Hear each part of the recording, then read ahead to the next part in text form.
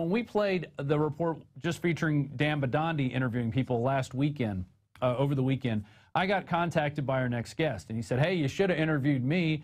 I was right there. I saw it all happen, too, and he sent me this picture that we're going to put up on screen, and it's you see the tanks, and there he is right there. And so he's an intuitive healer who recently just moved to Boston. He's not a longtime resident there, and he witnessed all this stuff, and he's gonna say the same thing that all the other people that Dan Badandi talked to said. You know, these people were intimidated, they were scared. It was a tyranny, and it is a precursor to what is coming if we don't start getting our stuff together, needless to say. So we go to our guest now, Greg Von Hassler. Greg, how are you doing today? I'm doing great. How are you, Rob? I'm doing great. You know, I really don't, I'm glad we're covering this stuff, but this is a really an insane time we're living in. Why don't you tell us what happened? You actually heard the gunshots Thursday night with this so-called gun battle, which now seems like it was probably one-sided, and only one side was firing shots. Well, when it initially happened, let me just start off by saying as soon as the Boston bombing occurred, I knew somehow it was going to come to my neighborhood. I just had a gut instinct. I had a gut intuition, okay? The night it happened, it was Thursday night, and I was talking with my wife, and I heard gunshots. My wife thought they were firecrackers, but I'm like, no, honey, I come from a relatively, you know, a gun-loving area, so those were gunshots for sure. And I went outside, and I thought, holy crap, dude, there is a serious situation happening. But as it continued, and it became more aggressive, and I'm talking lots of bullets were happening. And then you hear explosion, one, not too big, so maybe that was a firecracker. Explosion two, big. And then explosion three, huge. And you're like, okay, whoa, this is obviously going to be related to the Boston Marathon somehow. It's running through my head. They're going to pull up a police state. I know it all is going to happen. So I'm like, great, my whole weekend is ruined. And that's exactly what I'm thinking, okay? So that was the beginning. That was Thursday night. Progressing into Thursday night, FBI did show up. Within several seconds of the actual alleged crime happening, there was at least 20 police cars coming in. Within minutes, they were just zoom, zoom, zoom, zoom, zoom. So many, okay? Well, how many streets over was this from you? This didn't seem like it was right. It wasn't on your street, though, right? It was roughly 2 blocks away. Okay. Okay? So close enough, but I didn't actually see it with my own eyes, but I felt everything. What progressed into the night was basically knowing that something huge had occurred. I was scared. It felt like I was in the Diary of Anne Frank for a moment, okay? Because yes, it was called a lockdown, and yes, you had to stay inside your homes, and yes, you were fearful of something going on outside. Okay, let me stop you real quick. How did you get that information that it was a lockdown? Did it break in over the radio? Did it come through the TV? How did you receive that info? It was coming in through the internet, which is where we predominantly get all of our information. Okay. And let me tell you what else happened. The first report that I had heard, actually, which I have not found on the internet since, was that it was a controlled explosion by the police. Ah, that night. That was the first report that I had heard that night. And so my instinct was thinking, this is fishy. Obviously, this is the same cabal coming to my neighborhood. And because of that, I was mortified because I know how these people are. I know how they act. And I knew that this was going to be a horrific experience for me. Okay. So that was my initial feeling. Like I said, it felt like Nazi Germany. And Frank, we had to be fearful of looking outside. This is Thursday night.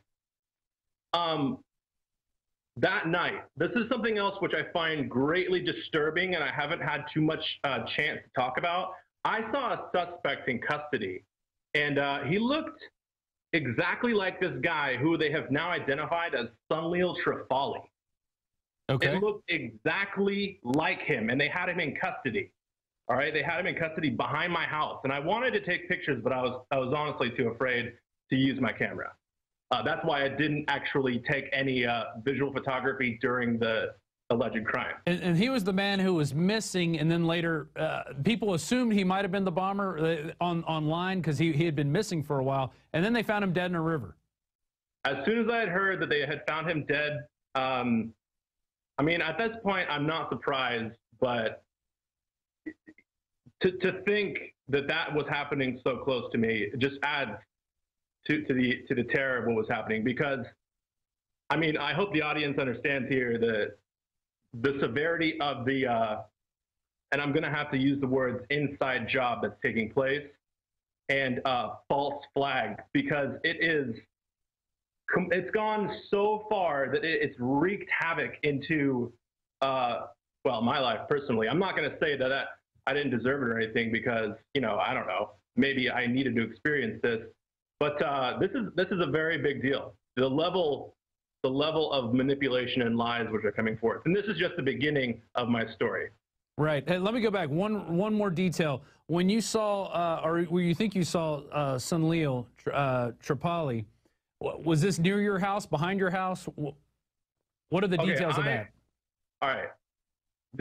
I saw him behind my house. On Thursday night, the original, it's like they had their headquarters. I think Dexter Avenue is what it's called. No.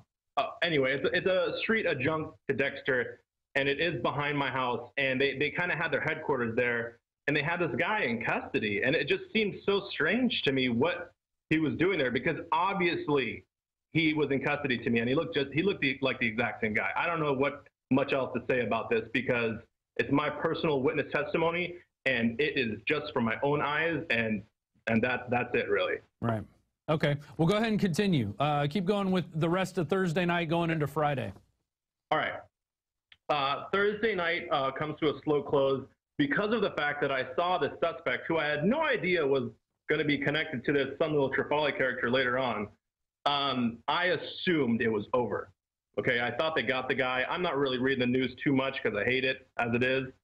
So, come Friday morning, okay, come Friday morning, things get very scary, people. Things get very ugly. Okay, this is when true military force comes into Watertown. I cannot count the amount of police. I think they were in the thousands, like around 7,000 that were actually in Watertown or Boston area. But they had pseudo tanks. That's what I like to call them, like you see in the picture. Right. Yeah.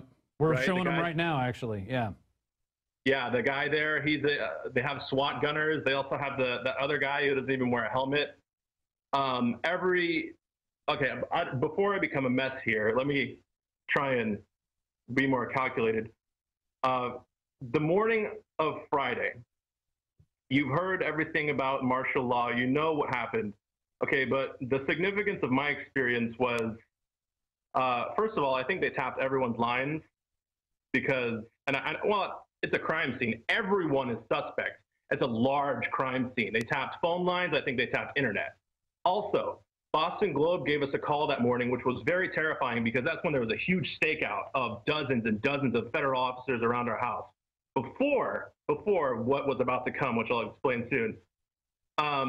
And I think that was a preemptive strike, that they were working in conjunct, or they were the police, to try and identify who was in our house, pretending to be Boston Globe. Because allegedly they were looking for hostages, or they were looking for people who were withholding the terrorists in some shape or form.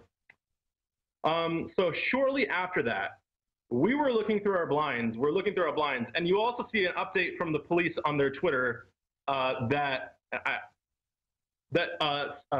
people are looking through their curtains and they're acting like it's very suspicious activity. I'm sorry, I'm terrified of this Nazi Germany police state. Let me look through my blinds. I'm sorry. We'll bleep that, don't worry. Go ahead. All right. Okay, shortly after that, there was, they're coming to your house, okay? And what happened next was the worst of it. They came to my back door. They're knocking on it saying, come out now, get out here right now, get out here now. And I'm thinking, is this my last day? Am I going to die? Am I going to be somehow dragged into this under false pretenses? I don't know. So I begin to slowly draw open the door with hands up in this manner saying, please, I'm here, I'm coming out. And it's like at any given moment, they could have shot me because even though I was being so-called compliant, which, you know, I just had to be from what it seemed reluctantly. But anyway, I step outside. I'm staring at more than a dozen, and I think it was around 15 officers, military style, with assault rifles, M16s, aimed at my face. And I just said, I'm scared, guys. I'm scared. And right away, after I said, I'm scared, I said, come inside, you know, like shivering. And they said, clear, clear. So anyway, that was the worst of Friday morning. And so they left at that point, or did they come into your house? That was the initial, I'm going to say so-called clearance, because they were doing a total militarized, like the terrorists are going to kill us in any house. I honestly feel that my street was under the hottest tension at that time. People, the amount of guns aimed at people was just crazy. I don't know if they were the most paranoid at that moment around 9 a.m. But yeah, I'm starting to kind of lose track of what I'm saying here. Hopefully you can keep me aligned. Yeah, yeah. Well, no, I understand where you're going with. And you even interviewed one of your neighbors as well. And it was a neighbor that we interviewed. And she basically said the same story both times. Correct. Loretta, yes. Yeah. So anyway, go ahead. So they've left at this point, right? The first time they've come to your house. Yes, the initial sweep is over. And it's basically terror all day, making you completely sick to your stomach, like, I can't live. If I would have had to put up with this for longer than 24 hours, I would have had serious health problems. I would have really my body would have started degrading severely because of the stress that it was putting upon me. I couldn't sleep. It was literally Nazi Germany, okay? And I did have a friend who I can't name, who was assaulted by police, and he was detained. He's my neighbor. And what was he doing? Was he out of his house? What was he doing? He's severely addicted to cigarettes, and he had to go have a smoke. And he had no nicotine patches, and he had to go outside. And when he did, the militarized police, they profiled him racially as well, because he looks similar to the suspects. Oh, was he Indian? Was he Indian? He is not Indian. Okay. No, but he comes from the same country that they do come from. Okay. By citizenship. Right. And so maybe they were pulling up people's information too, but I mean, I'm just extrapolating. Sure. I'm probably getting too paranoid, but maybe not. But they detained him in any case for going out and having a cigarette. They assaulted him first. They actually punched him at least one time in the ribs, and then they detained him. And he said to me, look, my friend, they weren't detaining me for any good reason. They know I didn't do anything. And I said, so why did they do it? And he goes, brute force, intimidation, power, a show of force. Right. And he said, this is all a coup. That was his great insinuation there. Nothing's really happening, my friend. So he knew that this was an inside job. Okay. Well, keep going. So they come back to your place at some point. What happened then? Correct. After somewhat at midday, the pseudo tank rolls by, and then a large Humvee and SWAT. A large SWAT team comes into my house. And I'll be honest, I do not even remember if they asked if they could come in or not. But let me make a point here. Prior to them coming into my house, I heard them outside because my windows are not very thick. And they were saying something along the lines of, says it was staged on Facebook. Oh, so you heard that? You heard that? I heard that, correct. Okay. And had you been saying that on Facebook, that it had been staged? Yes, I did, Rob. Ah, yes, I did. So you think, well, you know, we do have reports that DHS is monitoring Facebook and Twitter in real time. Yes, I know. I know, Rob. Wow. Okay, we'll continue. So as you can imagine at this point, this is obviously very humiliating. I thought because of my beliefs, I was in deep trouble, which is why I've been actually probably really reluctant, and ironically that I'm being interviewed now to talk about this, but I feel that there is a safety net to come forth and talk about this here. Well, it's better to talk about it. And let me make another point. Your Facebook is actually set to private. So if they were looking at your Facebook, there is no privacy when you set it to private when it comes to DHS. I couldn't agree more. So it would seem. And that was what I had learned from this, is that there is no privacy on Facebook, at least, whatsoever. All right, so they're coming in this time, and how many officers? There was at least a dozen SWAT team. It was an isolated team, as if they had been separated and told to go to different areas within Watertown. So this was one isolated SWAT team. These guys did not want to do this. They seemed like they didn't care anymore. Regardless, they did ask. I think they asked to raid my house. I'm sorry that I can't remember, honestly. But I wasn't even going to hesitate, because what I heard them saying outside, I just thought, let them in. I will not let myself even be any more of a pain in this situation, because this is way too hot. This is way too hot, and I'm just going to see what happens. Did they tell you to put your hands up when you came out? These guys did not do that, actually. Okay. They did not. They were probably the most polite officers about the whole thing. And I do want to make a slight point of that. I think they might have been Boston SWAT or Watertown SWAT. Instead of outside forces coming in. They did not appear to be federal. Okay. So, yeah. Anyway, they asked my wife and I to come outside. I had no shoes on. We brought our dog because we could not let our dog pee all day. Yeah. Because every time we did, we'd have guns aimed at us or the threat of frisking. You know, I saw people, little girls, being harassed, little girls, because they're trying to go outside. But I think that we kind of already know that that's gone on quite a bit. Yeah, yeah. So they corralled us, me and my neighbors, because they took a lot of us out at once. They wanted to check our houses. They asked me if they could go in the basement. I said yes, and I also indicated that my neighbor did have a key. So they took us, and we went on a walk. So they took you away from your house at that point? They took me away from my house, and I actually had a conversation with the SWAT officer, and he was very apologetic. He was very apologetic, which I thought was curious to me personally. So I decided to ask him a few questions, and I said, so it must be really troubling, you know, not having a lead, any solid lead about what's going on, right? I mean, he didn't say anything naturally, and I said, well, I think I said something else. Try to get some information out of him to no avail, but it seemed as though some of the local law enforcement was a little confused, and I want to say that. Oh, I believe you. Yeah. When I was at the G20 in Pittsburgh in 2009, there was a dramatic difference between how the local police acted, and you could tell by their accents because Pittsburgh has a very distinct accent, Pittsburghers do, and they brought in SWAT and other police from Miami, from all over the country. And the ones that were not from the hometown acted a lot more aggressive than the ones who were from the hometown. And I could see why. It's you know, these are my neighbors. I might know some of these people, is probably what's going through their minds. But go ahead and continue. Okay, so these guys, the SWAT team, were polite enough. And they essentially held us out for a time, of which I still hesitantly felt like they were suspicious of me, possibly in connection to what I had said earlier. So I was kind of on guard a bit. But then they eventually said, the FBI drove by me, and a woman said, you're clear, you're clear. So I thought, okay, well, this is fascinatingly great. So we got to go back to our houses, and that was a relief, but we were still under martial law at this time. Right. Correctly so. And how did you, what word did you get when you weren't under martial law, which MSNBC says never happened?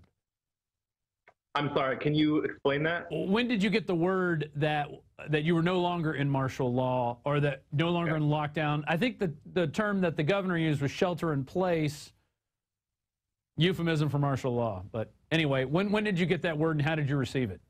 I think they were saying that this was a voluntary lockdown, was what they wanted to say afterwards. Right, of course, yeah. But obviously it wasn't. And no one told me that I could go back outside. I was just looking outside, and things seemed really clear, and it seemed really like it had calmed down a lot, and I wanted to go outside. No one told me anything. I called Watertown Police Department, and I said, am I allowed to go back outside? Oh, that's ridiculous. You had to call the cops to go outside?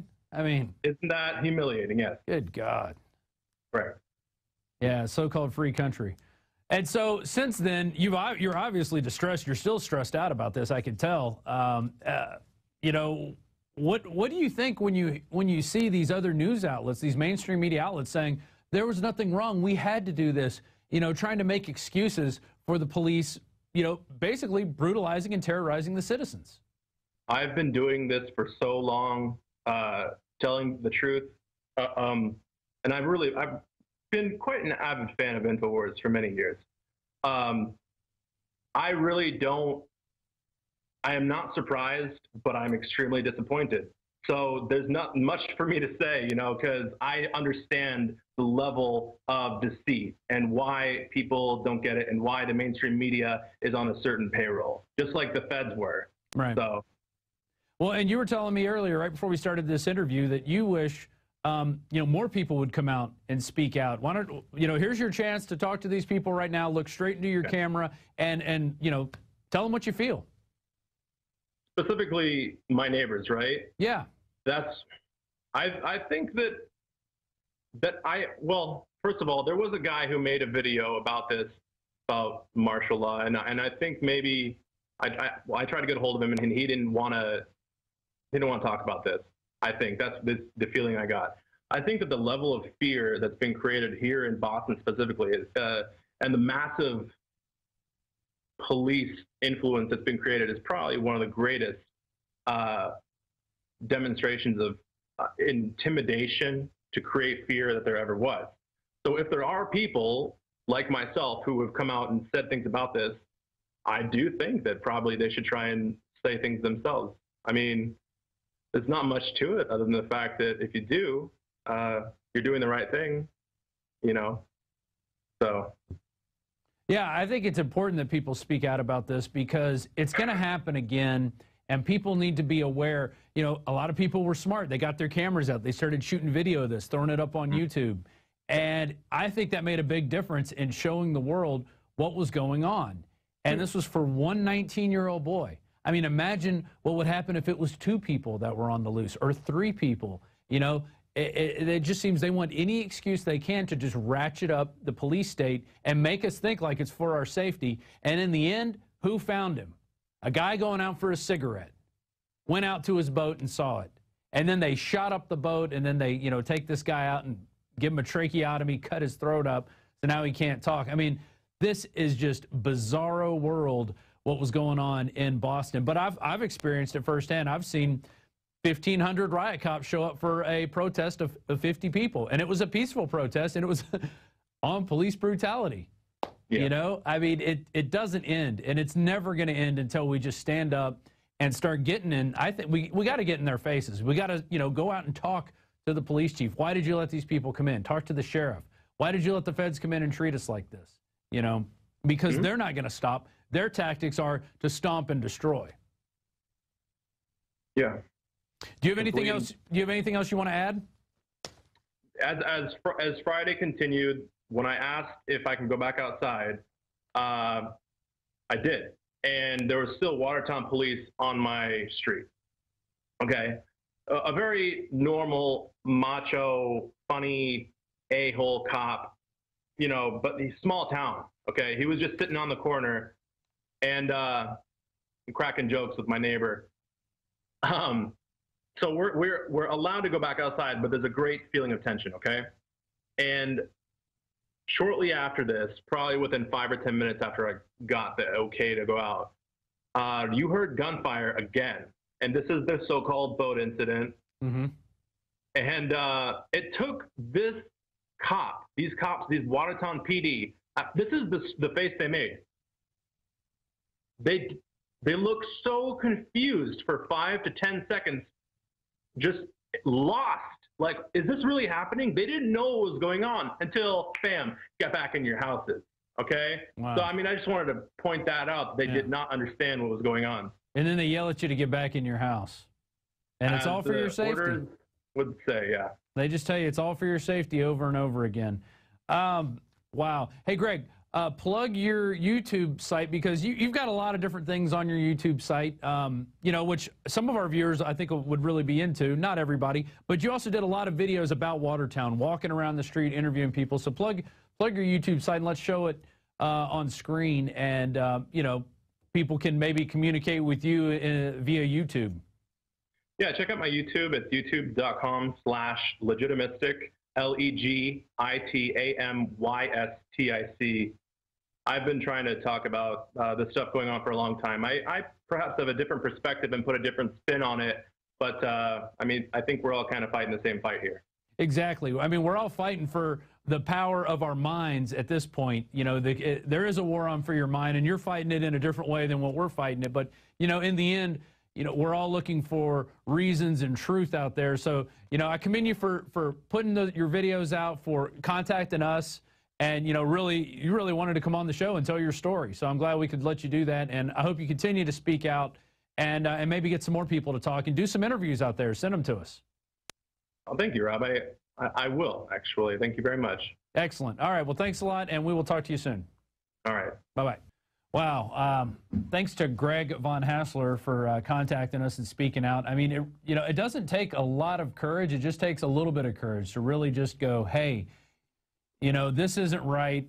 What I witnessed, you know, and telling people what you witnessed, because the mainstream media is out there telling the rest of the world that nothing happened. Everything was fine. You know, we have to do this for your safety. We have to treat you like prisoners in your town.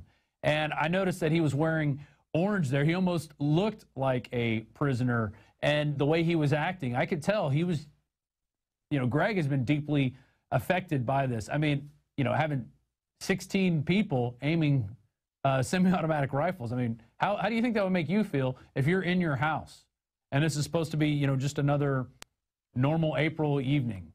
And, you know, there you go. You got the police using their tactics on him. Let's pull up his YouTube page. It's Legitimistic. And he's made a lot of videos about Watertown. He's got some other stuff on there, lots of different things. And, you know, there's did I see Sunil Trifali, who was a guy that, you know, they said had nothing to do with this, and he thinks he may have seen him in custody. Who knows? Who knows? There was so much going on. But that's just one guy's perspective of the martial law that he witnessed.